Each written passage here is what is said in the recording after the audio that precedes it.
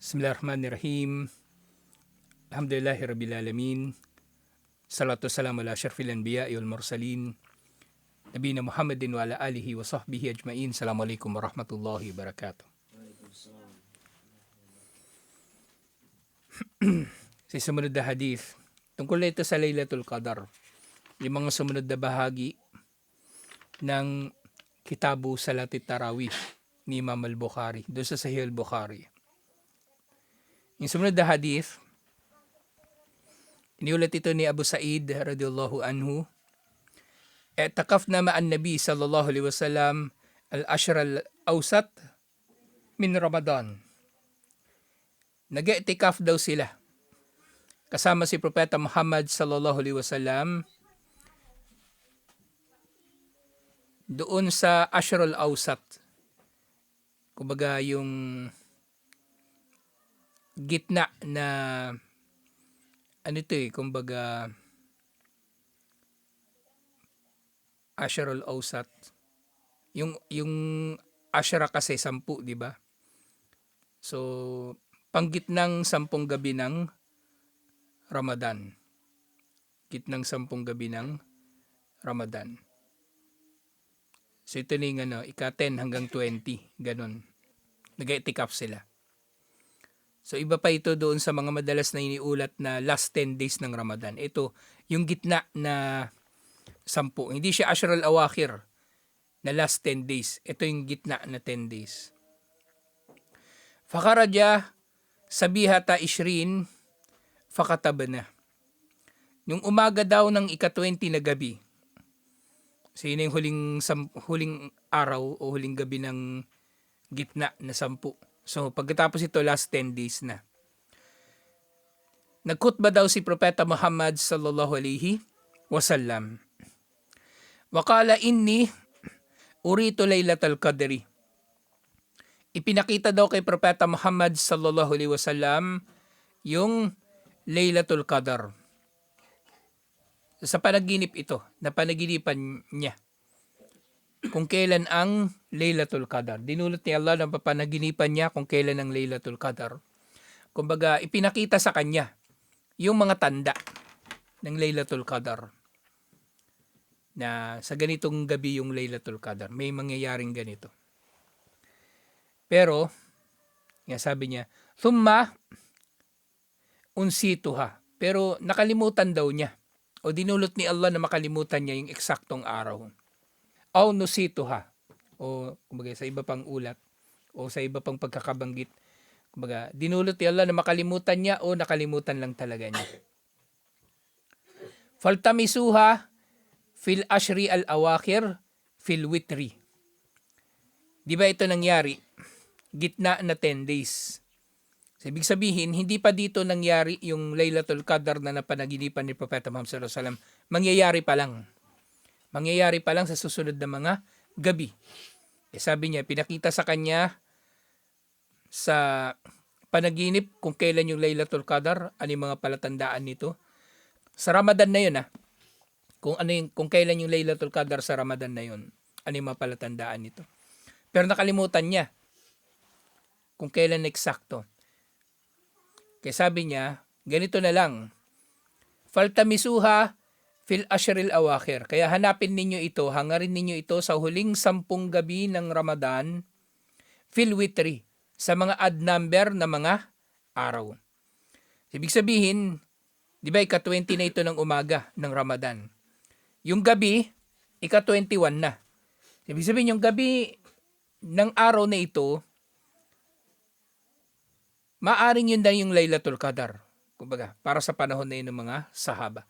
Wa inni ra'aytu anni asjudu fi ma'in watin. Ang naalala lang niya doon sa kanyang panaginip. Nagsusujud daw siya sa tubig at lupa. Putik. Putik. Yan yung nakita niya sa panaginip niya na nangyari ng gabi ng Laylatul Qadar. So baga umulan, hindi naman sementado yung yung Masjid an-Nabawi sa Madina. So nagsujud daw siya sa tubig. at putik. Faman kana i'takafa ma'a Rasulillah sallallahu alaihi wasallam falyarji. Sabi niya, sino man ang nag-i'tikaf kasama ng sugo ni Allah ay marapat na bumalik. Di ba magkakasama na sila 11 hanggang 20. So ngayon 21 hanggang 30, sabi ni Propeta Muhammad sallallahu alaihi wasallam, bumalik kayo. Kasi baka parating na yung Laylatul Qadar sa susunod na mga gabi. Faraja'na wa ma nara fis samai faza'atun o fasa'atan. Bumalik daw sila, pero kasi inaasahan nila uulan Kasi yung nakita na palatandaan ni Propeta Muhammad sallallahu alaihi wasallam na tubig at putik, inaasahan nila na uulan at mababasa yung sahig ng masjid.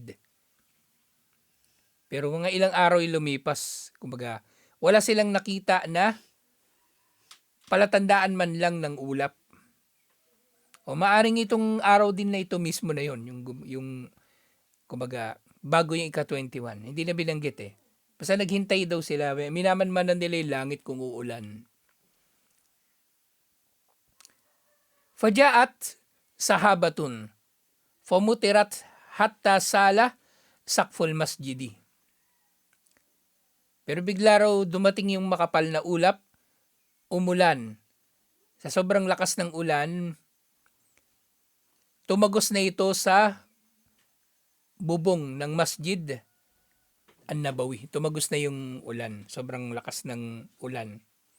Wakana min jaridin nakal. Yung bubong dati ng Masjid An-Nabawi, yung dahon ng dates. Yung dahon ng dates, parang dahon ng nyug, di ba? Parang ganun siya. Siguro nilalaan nila yon para maging bubong. Wakimatis sala. At nag-ikama na. So, nangyari yung ulan bago pa man sila magsala ng gabi. So, parang ito ay magribo isya.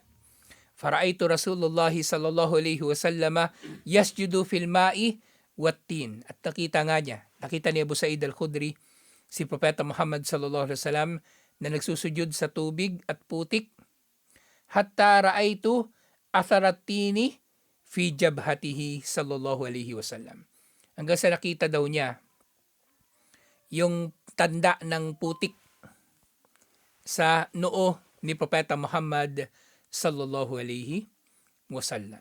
So ito yung kumbaga pagkakatotoo ng panaginip ni Propeta Muhammad sallallahu alaihi wasallam na yung Laylatul Qadar na yon sa taon na yon ay uulan at nakita niya yung sarili niya na nagsusujud sa putik at tubig. Hindi niya maalala eksaktong araw, pero naalala niya yung mangyayari at ito yon. Yung palatandaan. Pero syempre, palatandaan na ito nangyari lang doon sa panahon na yun.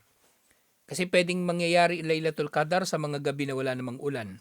At iba pa. Kung mga nabanggit lang ito dito, kasi hinimok ni Propeta Muhammad sallallahu alaihi wasallam yung mga sahaba na pagsumikapan yung huling 10 gabi ng Ramadan. Kasi ito ika-20th na gabi nung napanaginipan niya. Mangyayari pa lang yung Laylatul Qadar sa mga susunod na mga araw. At ito yung tanda nung gabi ng Laylatul Qadar para sa taon na ito. Kasi isang beses lang talaga ang Laylatul Qadar sa isang taon. Isang beses. At tatatapat ito sa Ramadan. At yung kabilang sa mga nangyayari sa Laylatul Qadar, yung bukod doon sa pagkakababa ng Quran mula sa Allahul Mahfud hanggang sa Sama'ud Dunya, dito rin nangyayari yung takdir sanawi na tinatawag.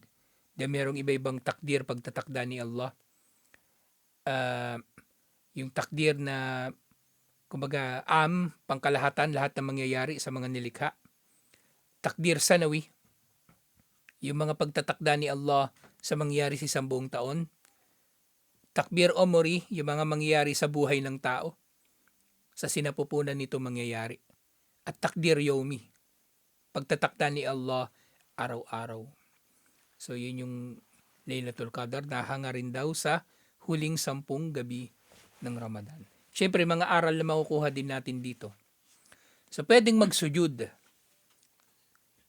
sa putik o sa lupa. Walang problema. Walang problema yung kung halimbawa magsasala ka walang carpet o yung masjid hindi sementado, pwede magsujud doon, inshallah. Ang problema lang naman yung najis. Kailangan mawala yung najis. Actually, yung najis nga ang obligado lamang na mawala yung najis, yung lugar na kung saan ka nakatayo o nagsusujud. Kasi kung naalala niyo yung hadith, si Propeta Muhammad sallallahu alaihi wasallam, hinubad niya yung tsinelas niya, di ba? Kasi may najis. Tsinelas niya, katabi lang naman niya eh. Andun pa rin siya, nakapwesto, nagsasala. Yung mga sahaba nasa likod niya. So, ang obligado na walang najis, yung lugar na kung saan ka magsasala. Ganyan din yung badu na umihi sa masjid. Umihi siya doon sa isang sulok ng masjid. So, hindi naman naging najis yung buong masjid. Yun ang sulok na yun. Yun lang yung binuhusan nila ng tubig. Ganyan din dito sa hadith na ito. So, nga, ang Laylatul Qadar talaga, darating last 10 days ng Ramadan. Alhamdulillah. Ganyan din, ano pa bang aral mo kuha dito? Nag-i'tikaf sila kahit hindi last 10 days ng Ramadan. At actually, ang i'tikaf nga ay kahit anong araw. Meron pang ang ulat, nag-i'tikaf sila Shawwal. Shawwal sila, nag-i'tikaf. Nandito rin yata yun eh. Yung hadith na yun. Doon sa Kitabul I'tikaf. Kasi sunod-sunod na ito eh. Yung Kitabus Sawm, Kitabut Tarawih, at Kitabul I'tikaf.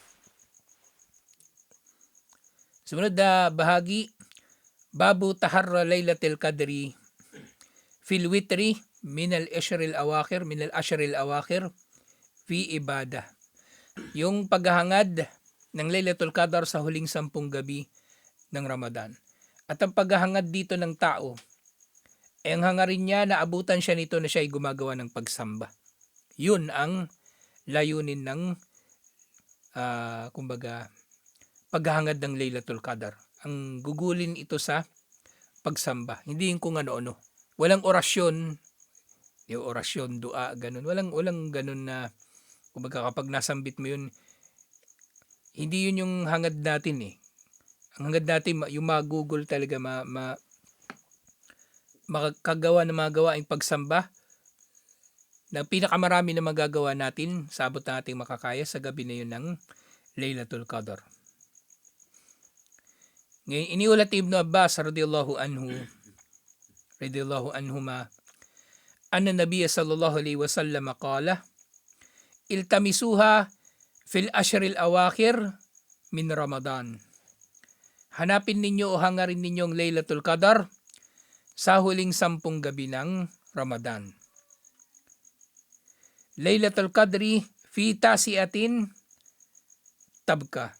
Yung Laylatul Qadar ay maaring lilitaw sa huling 9 na gabi na matitira. Kasi maaring 29 days na lang yung Ramadan eh. So 9 na lang yung tinutukoy dito. Fi sabiatin tabka, o kaya sa natitirang 7 gabi.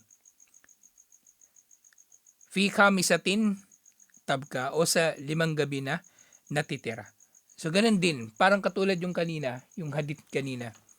Hanapin daw yung Laylatul Qadar sa witr. Di ba sabi doon sa hadith kanina?